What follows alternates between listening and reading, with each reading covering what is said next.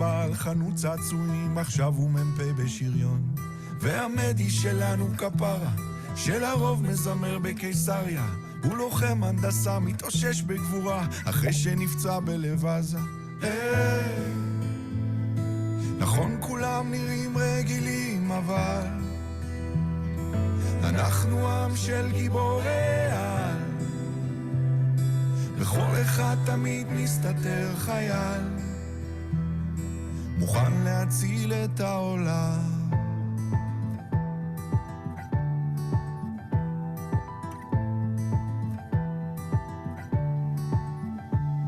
יש תנהג אוטובוס של דן, זה שתמיד עומד בזמן. Bom dia, Boker Tov.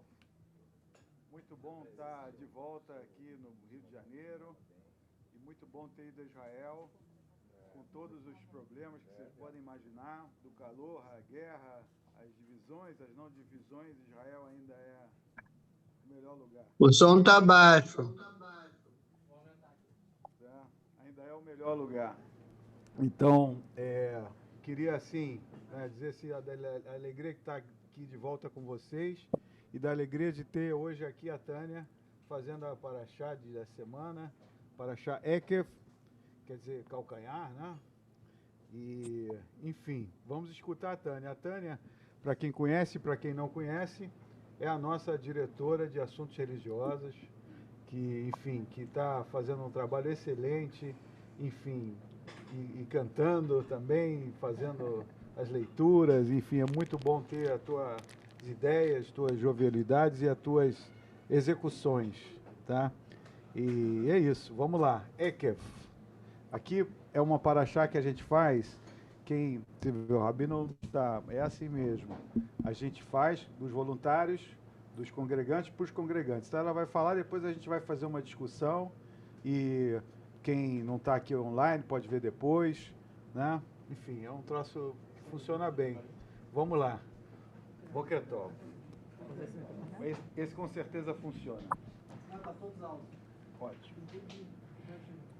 Bem, Boker Tov a todos. Antes até de começar, eu vou já me desculpar, porque 9h30 eu tenho que sair. Então, vou ter que 9h30 aqui, né, sair.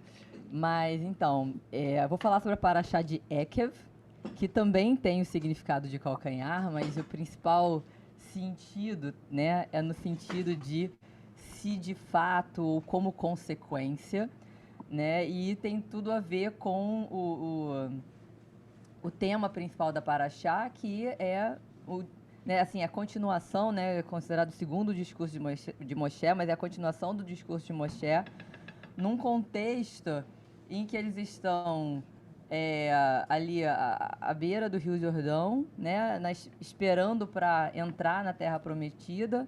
Moshe, de um certo modo, está fazendo o seu último discurso ao povo.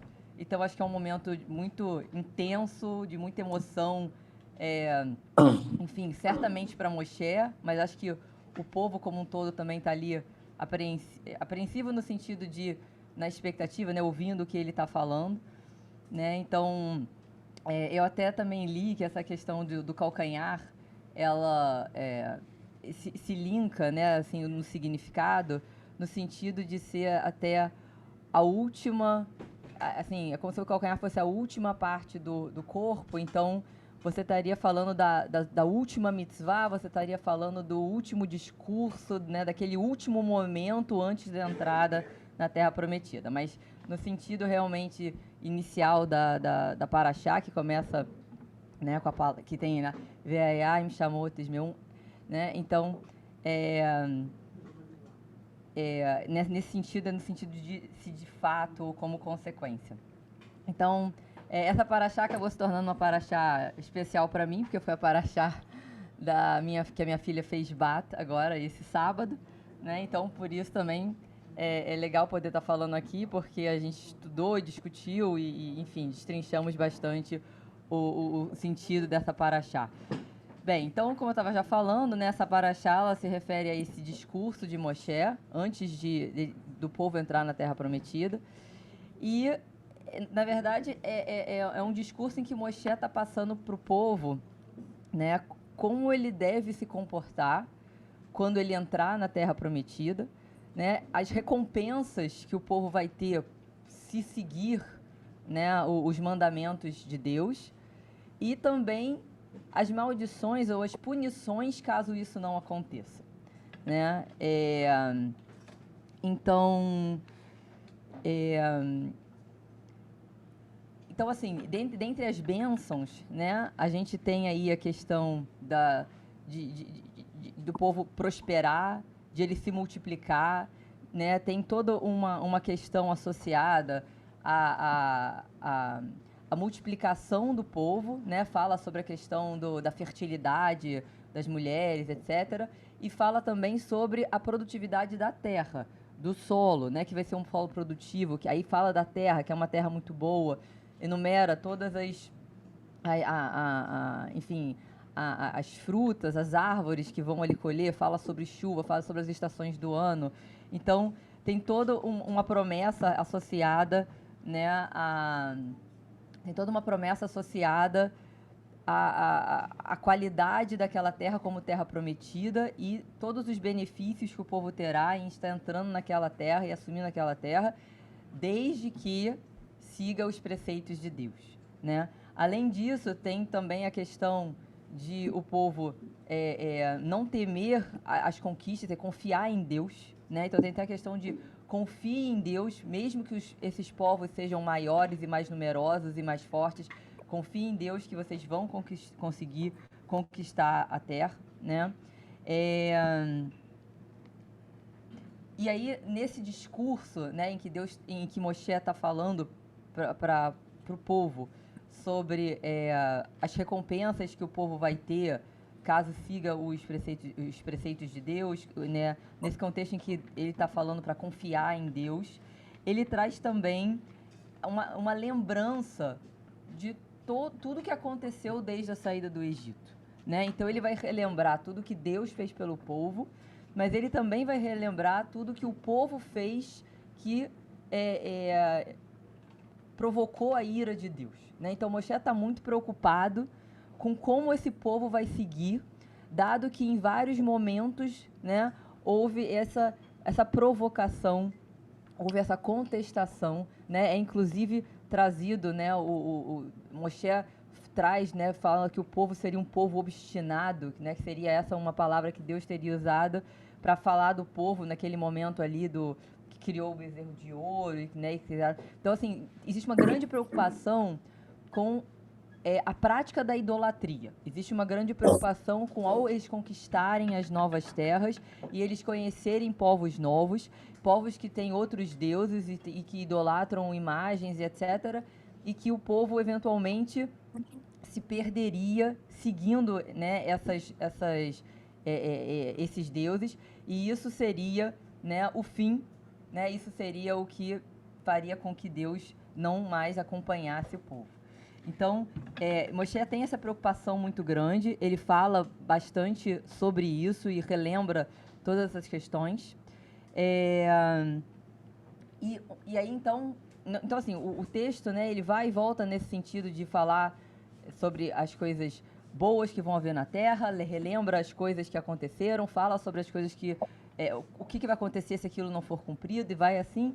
E também tem ali um momento em que Moshe está preocupado com a questão de, uma vez entrando na terra, uma vez se estabelecendo, uma vez tudo indo às mil maravilhas, que o povo não se esqueça de Deus. Uma tendência que é algo, né, fazendo um paralelo com a nossa vida, né, é a gente nunca se esquecer quando a gente está numa boa situação de Deus. Quer dizer, a gente sempre lembrar de Deus, a gente ter gratidão.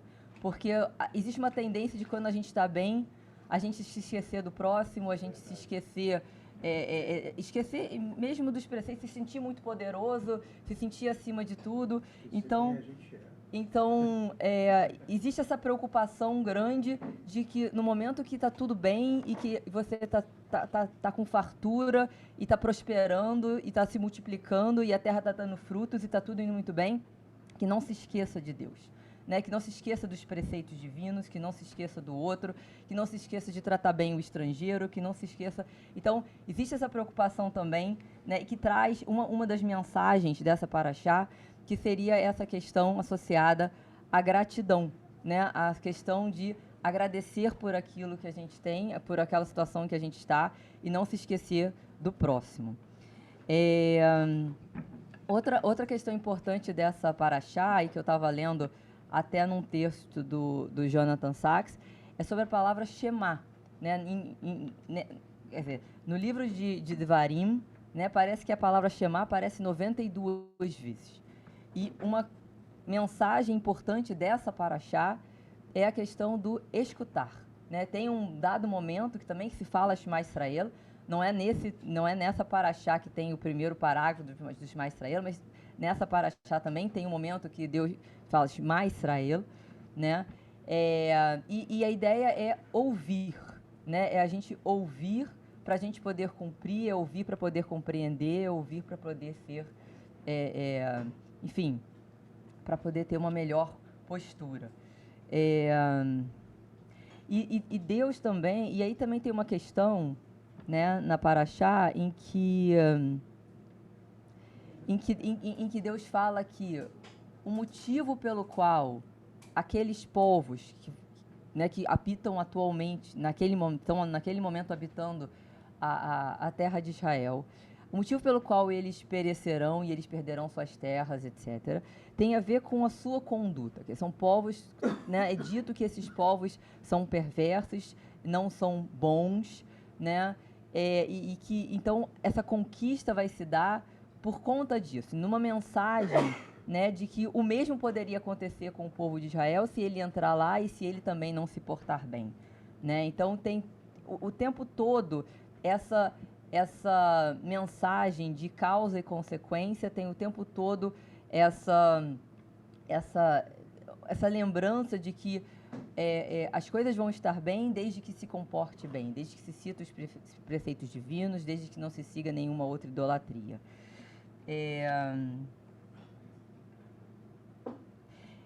E aí, dentro ainda dentro dessa retrospectiva também que Moshe vai fazendo ao povo ao longo do seu discurso, né, ele também marca o quanto ele, Moshe, intercedeu a favor do povo nos momentos que o povo se comportou mal. E tem uma passagem também que fala que Deus agiria como se fosse um pai para o povo, né? E eu associei um pouco essa questão de como um pai, ele nunca desiste do seu filho.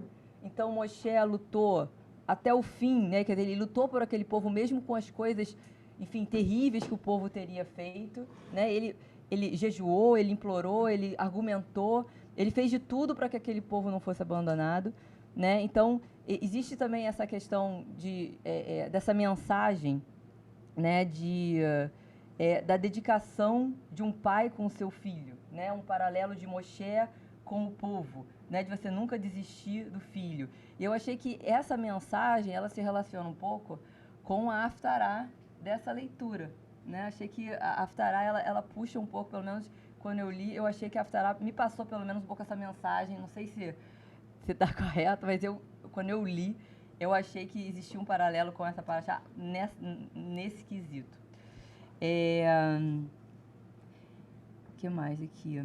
E acho que vale também destacar que o segundo parágrafo do Shema Israel que a gente lê, ele está todo contido, né, nessa paraxá, e que justamente é um parágrafo em que está se falando justamente, novamente, sobre todos os benefícios ou todas as brahot que o povo vai ter caso siga os preceitos de Deus, aceite as palavras de Deus, né? Não reverencie outros deuses. Também, e traz também, enfim, a parte que a gente não lê, né? Que a gente lê sempre em silêncio, que é a parte falando, vamos dizer, da maldição caso aquilo não seja cumprido. Né? Então, eu acho que é uma paraxá, de um modo geral, com mensagens importantes, né? Traz algo que está muito no nosso dia a dia, que é a causa e consequência, que é as consequências das nossas ações. Quando nós agimos bem, nós colhemos frutos bons. Se nós agimos mal, nós não colhemos bons frutos. Né? Acho que traz essa questão de sabermos ouvir, traz essa questão de sermos gratos, né? Estarmos sempre gratos e nunca nos esquecermos quando estamos numa boa situação de podermos ajudar o próximo. E aí eu gostaria de fechar trazendo, né? Então assim, quando eu li essa paraxá, de um modo geral, para mim esses aspectos eles estavam mais ou menos claros, vamos dizer assim, né? Não foi uma paraxá, assim, diferente da primeira paraxá que eu fiz a discussão, que foi uma paraxá que eu realmente precisei estudar e ler, porque ela era uma paraxá com mensagens difíceis, né, que precisavam de bastante interpretação. Eu achei essa paraxá com uma mensagem muito direta, acho que é fácil de contextualizar e entender.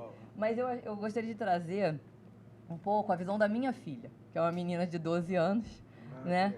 E que ela sentiu essa paraxá absolutamente autoritária. Ela se sentiu extremamente incomodada com o tom, esse tom de ameaça, de se você fizer isso, então aquilo, se você não fizer, então isso. Então, assim, eu achei interessante, eu acho interessante trazer também um pouco essa visão, né, que de um certo grau de... Enfim, ela sentiu esse grau de autoritarismo, né, e que incomodou profundamente ela, né? Ela se sentiu assim como se ela fosse assim, mesmo ela sendo uma boa pessoa, se ela não seguisse aquilo, ela seria punida. E por quê? E não é assim. E ela fez paralelos com situações do tipo alguém que acha que está certo e quer obrigar o outro a seguir aquilo que ele fala. Então, eu achei curioso, né? Eu gostaria de estar dividindo com vocês um pouco essa visão, porque eu quis trazer um pouco para ela que, de um certo modo, é isso, mas se a gente confia, acredita em Deus, a gente aceita o que Ele está falando como que é o correto, como aquilo que a gente deve seguir. E que ela não precisa interpretar ao pé da letra, né, a questão dos castigos, enfim, do perecer. A palavra perecer, ela não conhecia a palavra perecer, né? Então, seria morrer, né? Então, eu falei, não é exato, não precisa levar isso ao pé da letra. Enfim, e é isso. Acho que eu tentei abranger aqui um pouco de tudo da paraxá e... Muito bom, excelente. Tânia, obrigado. Acho muito bom que você fez esse estudo assim. Eu ia falar, realmente remete para mim, remete a coisas atuais, né? Primeira coisa, antes de passar aqui para todos, eu queria falar, né? Quer dizer, essa situação. Tô bem, tá tudo dando certo, né? Vamos lembrar dos outros, vamos fazer donativo para a sinagoga, vamos ajudar o próximo, vamos fazer trabalho voluntário. Enfim, vamos retribuir. Vamos ver o Minion sábado. Vamos ver o Minion sábado, quinta-feira. Então, quer dizer, uma mensagem de agradecer, né, com tempo e com, se não tempo, né, o dinheiro, teoricamente, é o tempo que você conseguiu, né? Bom, então essa é uma primeira mensagem, né? Vamos fazer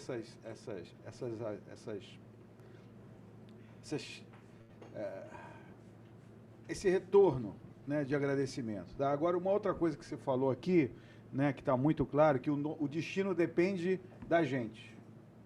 O destino depende da gente, né? E isso é uma coisa que me chamou muita atenção nessa viagem a Israel, né?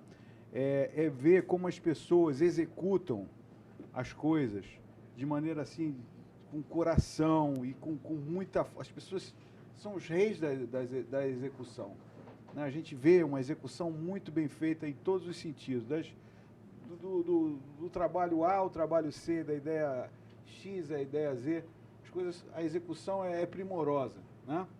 E às vezes, né, você pode estar executando um plano que não exatamente é o melhor, né? Então, uma situação que a gente precisa ter sempre clara, assim, para mim ficou muito claro, é que você precisa sempre ter um bom plano, uma boa diretiva e uma boa execução. Né? Se você faz um bom plano, o que eu estou falando parece óbvio, né? Mas é bom só destacar, né, que quando você tem um bom plano, quando você tem uma boa estratégia e você não a executa, não adiantou nada. E da mesma forma, se você tem um bom plano, se você não tem um bom plano, se você não tem uma boa estratégia e você executa isso com perfeição, também o resultado é terrível, né? Então, nesse momento, né, a gente tem que sempre ponderar, né, essas duas situações. Estou indo numa direção correta? No caso aqui, bem claro, né, as regras estavam todas dadas. Faça isso. E quanto melhor você fizer isso, melhor você executar o que eu estou te dizendo que é bom, você vai se dar melhor. Se você executar isso, ou você não executar ou executar isso mal, você vai perecer, né? Mas, na verdade, assim, a gente trazer para o nosso plano aqui de pensamento atual é da necessidade de bons planos, da necessidade de uma estratégia, né? Tem uma frase até do meu falecido sogro que ele falava que o entusiasmo não supera a técnica. Ele ficava repetindo isso eternamente. O entusiasmo não supera a técnica. Mas aí você pensa o seguinte, você pode estar super entusiasmado num plano completamente falido e você, enfim, não vai chegar a lugar nenhum, tá? Então você tem que ter essas duas situações. Eu vou passar aqui. Vai, irmão. Tânia, obrigado. Eu espero que realmente todo mundo venha ao Mini no sábado. Tá? Vai ser um cola-cavoto para todo mundo. Não, eu estou brincando. Quem pode tem que vir, eu acho importante. Bom, mas os próximos, como a Tânia falou, não haverão, como haverão bar mitzvot e outros eventos, não precisa. Ela vai avisar. Tânia, eu acho importante o seguinte, essa visão da tua filha é interessantíssima. Com certeza é a mesma do Davi, do meu filho, que tem 18 anos. E interessante eu lembrar o seguinte, momentos, hein, Vitor, momentos que a gente vive na vida, você sabe, eu me afastei um tempo da sinagoga, voltei, e isso também eu acho que a volta é uma volta, né? Quer dizer, é uma volta para uma tchuvá, exatamente. Para você voltar e estar junto ao seu povo. Né? É como eu me sinto aqui, junto ao meu povo, e eu acho que é isso que essa paraxá também passa essa mensagem. Apesar da rigidez, mas a rigidez, eu acho que é uma rigidez, não sei se você debateu isso com ela, é uma rigidez da época. Né? Hoje em dia, não é bem assim. Eu acho que existem, como é que chama? Existem possibilidades de você abrir um pouco. Obviamente, como o Vitor falou, se você não tiver um bom plano, já fica meio difícil você conseguir alguma coisa. Às vezes, com muito entusiasmo, você consegue.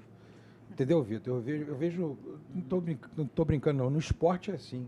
Às vezes você vê um time muito melhor do que o outro e o time não ganha. Quem ganha é o outro. Pelo entusiasmo. Entendeu? Então é isso. Tânia, obrigado. Muito bom. Parabéns. Quem vai falar? Ricardo. Deixa eu.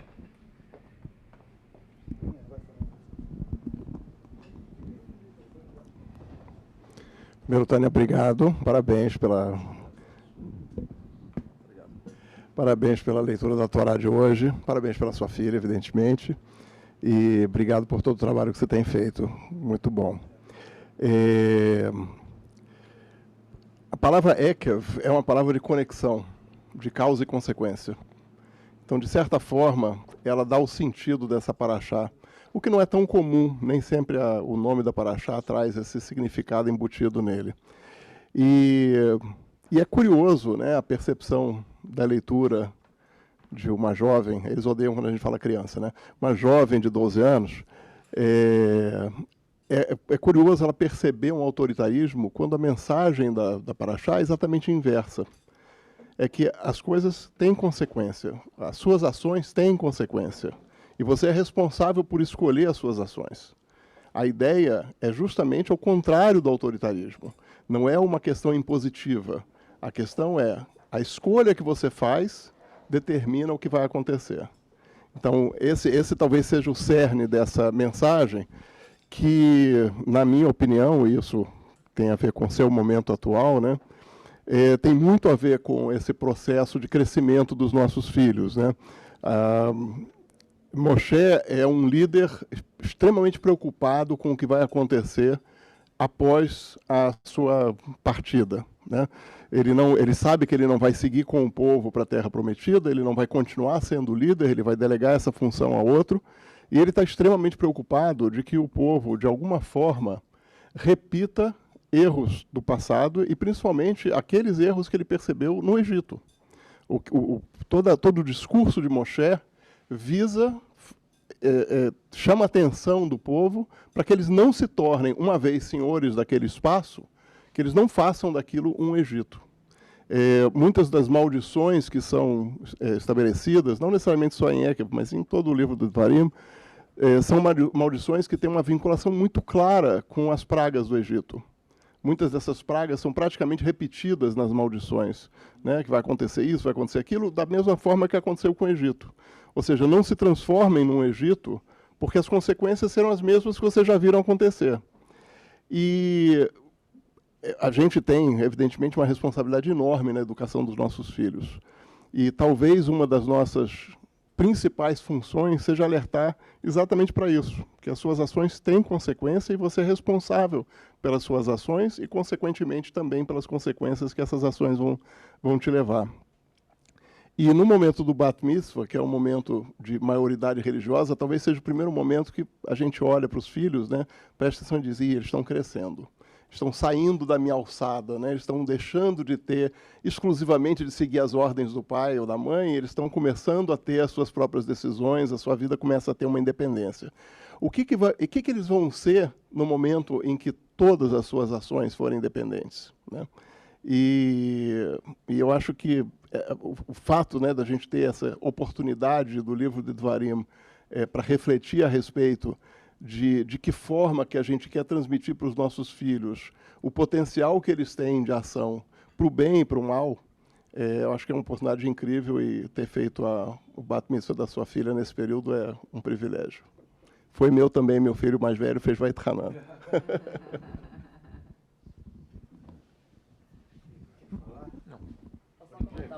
Só comentar uma coisa. Nesse parágrafo do Shema, que tem nessa paraxá, ele tem justamente um trecho que fala Velimadetem otam et beneihem, quer dizer, que é totalmente tudo a ver com a questão do Bat, né? Assim, no meu discurso eu peguei esse trechinho para falar sobre isso, porque realmente eu também achei ela completamente adequada, assim, muito, como é que se fala, assim, apropriada, né, num momento desse debate. Mas essa questão que ela sentiu autoritarismo, é porque ela levou muito ao pé da letra as punições, o que vai acontecer se... Então, assim, eu acho que ela... E isso foi até uma coisa que a gente conversou, quando a gente foi conversar com o Sérgio, né, ele também trouxe para ela essa questão da causa-consequência, né, que justamente a ideia é mostrar que os atos têm suas consequências, né?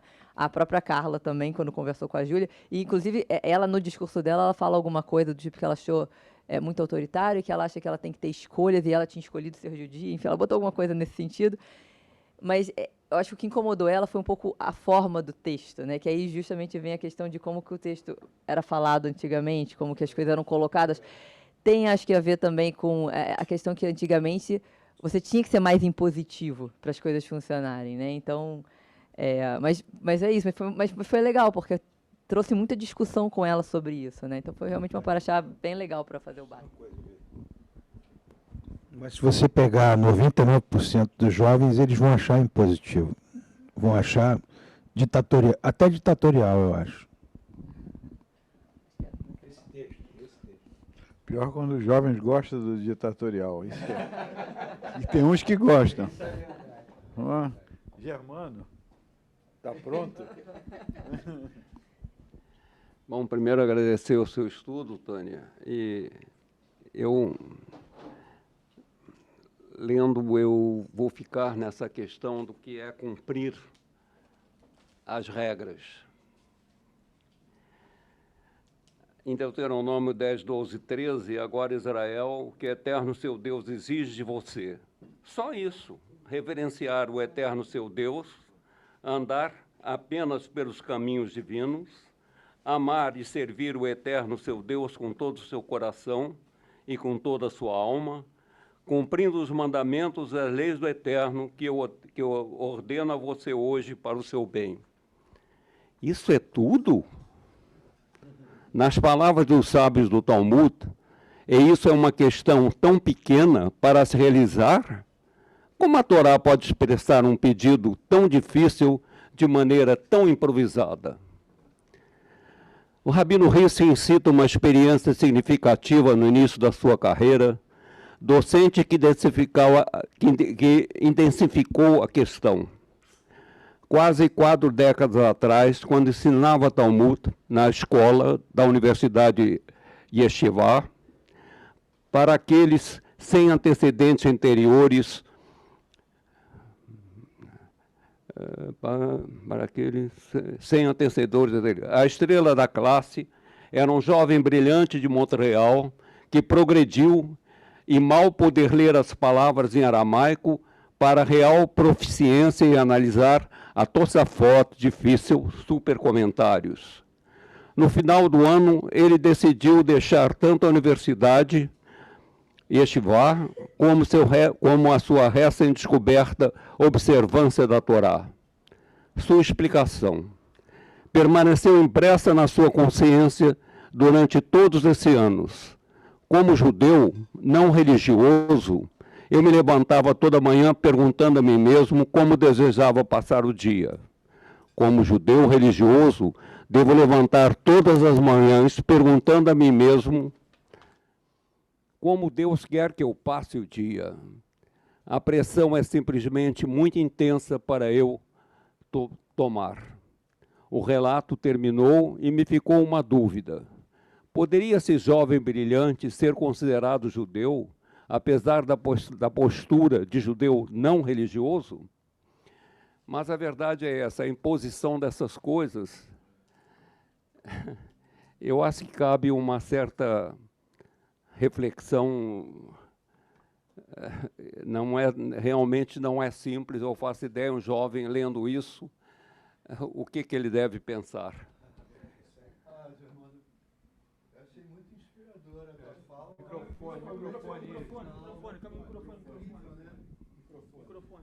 Achei muito inspirador o que você falou. Agora, quer dizer, eu estou escutando toda a mesa, mas o teu jeito de falar, porque assim, o ser humano ele tem um leque de possibilidades, de comportamentos e personalidades. E quem chega a uma posição de liderança pode ser uma pessoa que tem milhões de comportamentos diferentes. Então, a Torá, ela é contada de uma época imemorial, ela é transcrita há séculos atrás. E há séculos atrás a gente já via as lideranças falando de punições e tal, mas falando de coração, falando de alma também, falando de amor. Então é tudo muito complicado mesmo, né? Quem é que chega para falar o quê? Isso aí. Eu peguei o microfone. Tânia, obrigado pelo seu estudo. Não, eu acho interessante a relação que você fez do seu estudo e da questão com a sua filha, né? E aí eu fico pensando aqui, quantos dos jovens que estão estudando nesse momento, né, de bar mitzvah ou de bat mitzvah, como é que eles entendem a paraxá que eles estão lendo, que vai levar para a vida inteira, que depois com 30, 40, 50 anos vão voltar a ler. Eu acho que é um momento muito rico, não só de família, porque eu também vivenciei isso, mas da gente tentar até trabalhar isso, uma sugestão minha aqui, coletivamente. Se a pessoa fazer uma mesa com os jovens que estão fazendo bar mitzvah, e que cada um, como a gente faz aqui às quintas-feiras, converse sobre o seu sentimento, não, o seu sentimento estou falando aqui pedagogicamente, o seu sentimento da paraxá, e que a gente passe, logicamente, a ter, né, a pontuar, discutir, porque eu acho que, por um lado, muitas das vezes você chama esse jovem, por outro lado, você pode também distanciar. Então, eu acho que essa colocação que você fez, eu acho ela riquíssima nesse sentido, entendeu? Porque talvez nem todas as famílias, pelo momento que estão vivendo tudo, tenham essa discussão sobre a paraxá do menino que está fazendo, ou da menina, né? Então, como é que ele trabalha até isso? A sua filha externou, né? Será que outros externam também? Então, eu acho que é um ponto interessante para se pensar, até em função do que o Germano falou, o próprio Ricardo. Eu acho que são pontos, assim, importantíssimos para a gente... Eu acho que não pode. Microfone.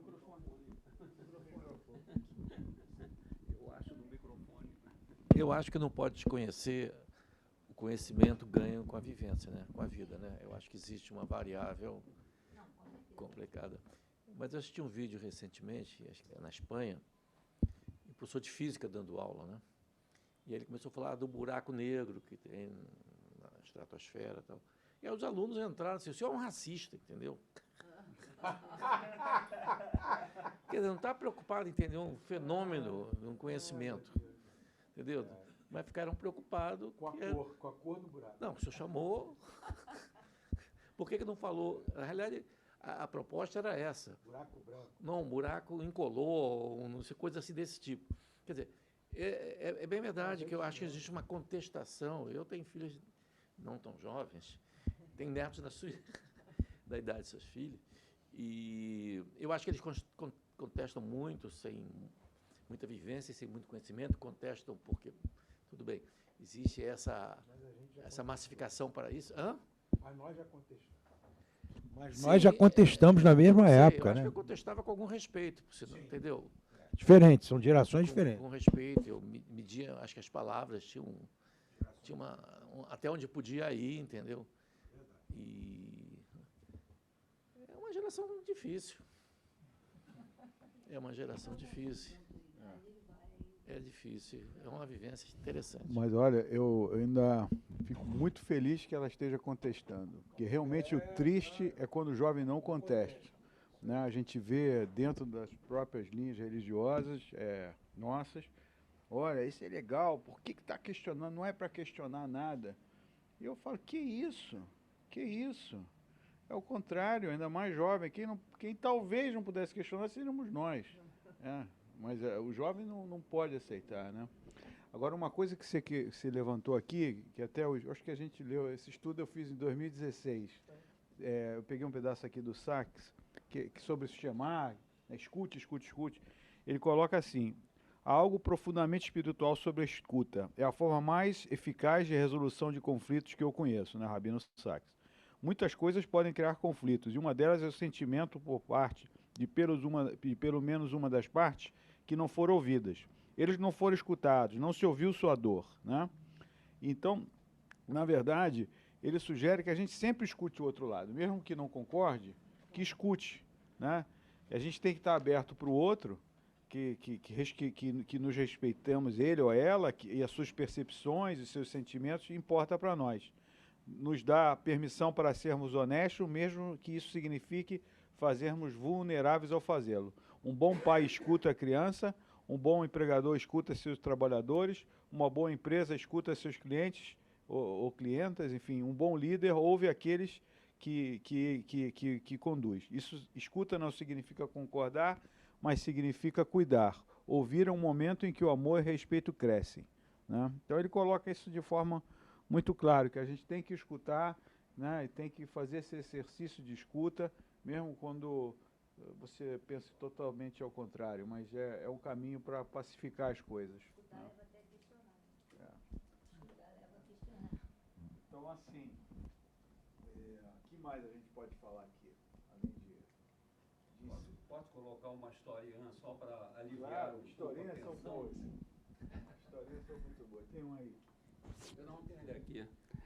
O Rabino Ben Zion of Bobov uma vez encontrou com o chefe dos guardas da Polônia. Na conversa desse encontro, o chefe dos guardas descreveu os inúmeros deveres da sua atividade. Então ele disse, quando chego em casa no fim do dia, removo meu boné, ficando longe das obrigações. O Rabino sorriu e disse, considerando que eu nunca retiro o meu yarmulke, o solidel, então eu nunca estou longe das obrigações. Aqui, antes de passar para as palavras finais desse estudo, né? Vocês daqui a pouco vai sair. Tem duas citações aqui importantes. De novo, ajudar a viúva, ajudar o estrangeiro, né? É uma preocupação. Volta e meia, não sei quantas vezes aparece nessa paraxá, está de novo, viúva e estrangeiro, né? A gente tem que ter esse olho, né? É óbvio que se o estrangeiro vai pegar a tua identidade, a gente tem que ter uma atenção, mas a gente tem que tratar bem do estrangeiro, muito bem. Outra coisa que tem aqui é a prata e ouro que pertenceu a ídolos não pode ser reutilizados. Ou seja, a gente tem que ter atenção da origem das coisas, né? Então, realmente, você fazer uma grande obra com dinheiro totalmente ilegal, com dinheiro que veio de uma situação, né, totalmente reprovável, não é para ser aceito. por maior que seja o dinheiro, por mais bem-vindo que seja, não é para ser aceito, não é nada a caixar. Você está incentivando o que é ruim, tá? Vale para informação também, né? Informação de uma fonte não confiável não deve ser passada adiante. Informação de uma fonte não confiável. Tá vendo? Então, isso é muito importante. Né? Você falou literalmente, ou é viúvo e viúva, ou é viúvo no senso lato? Senso lato. Que eu acho muito pronome, não, né? Mas tudo bem. É. Não, eu por acaso eu estou vendo isso na minha família. Tem, por exemplo, uma imagem que eu vi. Richard, você não fala bastante. Então, tem uma imagem que eu vi uma vez assim que tem muita relação com o que você falou. São fósforos colocados um à frente do outro e um pegando fogo. Se você pega e tira um fósforo, você não propaga aquela mensagem que ou de ódio ou de falta de informação. Então, o ato de você pegar, retirar daquela linha de divulgação, isso daí salva a caixa de fósforo toda. Então, vamos lá. Últimas Bem, despedidas. eu vou ter que sair agora, mas, enfim, acho que essa é uma paraxá que traz mensagens bastante atuais, né? Assim, que muito aplicadas ao nosso dia a dia, à nossa vida como um todo. Eu li, você está falando isso, acho que ele tem vários textos que falam sobre essa questão do escutar. Aqui eu li foi que ele estava numa conferência em Israel, com pessoas eruditas, etc., mas ele estava muito desanimado, porque as pessoas estavam lá dando brilhantes palestras, mas ninguém estava ouvindo o que o outro estava falando. Estava todo mundo lá querendo falar a sua ideia, mas ninguém estava aberto para ouvir a ideia do outro. Então, aqui eu li onde ele fala sobre essa questão, também era sobre o ouvir, mas ele conta essa história. E depois ele fala que depois dali ele foi encontrar o Amos Oz, e que apesar de todas as diferenças, ele se sentiu ouvido. E ele sentiu, né, enfim, ele ouviu, o Amos ouviu, e daí eles criaram uma relação por conta dessa questão do ouvir, né? Então, a que eu li foi sobre isso. Enfim, mas é isso, então. Obrigado, Tânia. Eu posso procurar, assim, eu não tenho separada não, eu só fiz umas anotações assim, mas eu posso recuperar e eu te digo. Tem várias, na verdade, sim, dele sobre isso, né, pelo que eu vi. Mas essa, ela é bem eu achei interessante, Eu vou procurar e te passo. Bom, então vamos.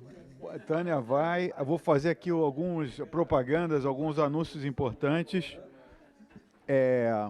Mais uma vez, Tânia, obrigado.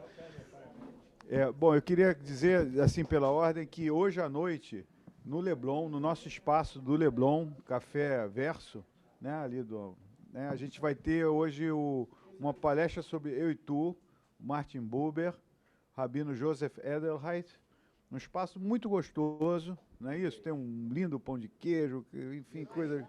Tem tudo isso. E tem uma palestra em inglês, enfim, mas é uma coisa imperdível hoje no Leblon. Ainda dá tempo de se inscrever e comparecer, tá? Online eu acho que não vai ter, tá? É lá no Leblon.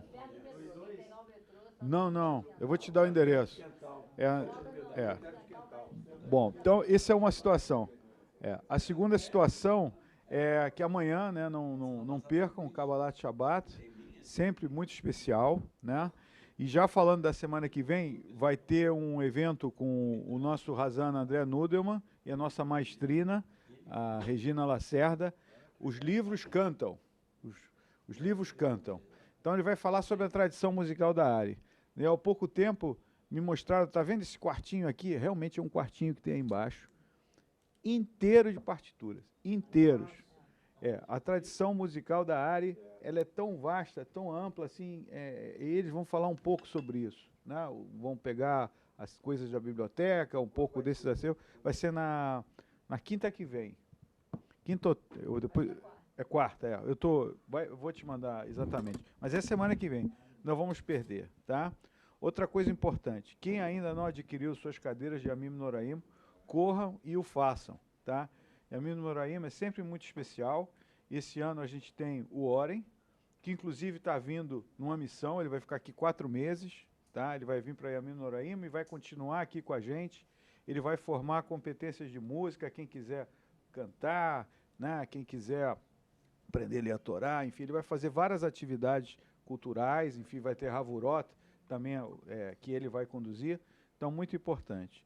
Rabino Goldman também, que fez aqui um ciclo brilhante de palestras, etc., ele também está vindo, ele vai ser um Scholar in Residence, ele vai vir agora para um período de 20 dias, vai ficar de Yamim Noraim até o fim de Sukkot, deve ter, além da participação do Yamim Noraim, ele vai dar palestras e cursos, né? E depois ele vai vir, em outras épocas ele vai vir, né? Tipo um pacote, ele é um residente, um rabino que faz uma residência aqui, né?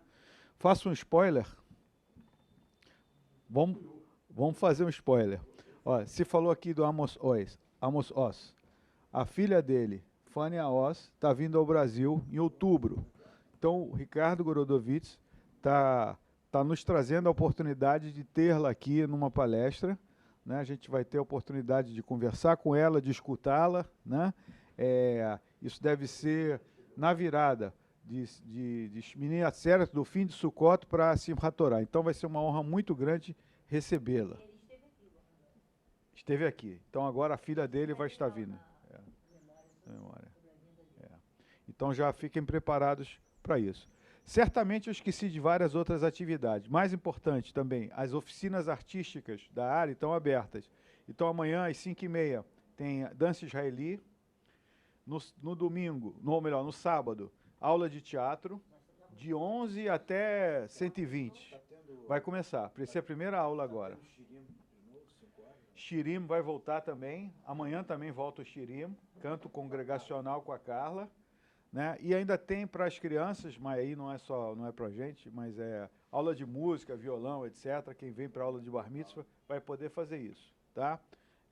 Enfim, então é importante a gente saber que essas atividades vão ocorrer, elas certamente são para sócios, né? A gente busca sempre privilegiar os sócios nessa situação.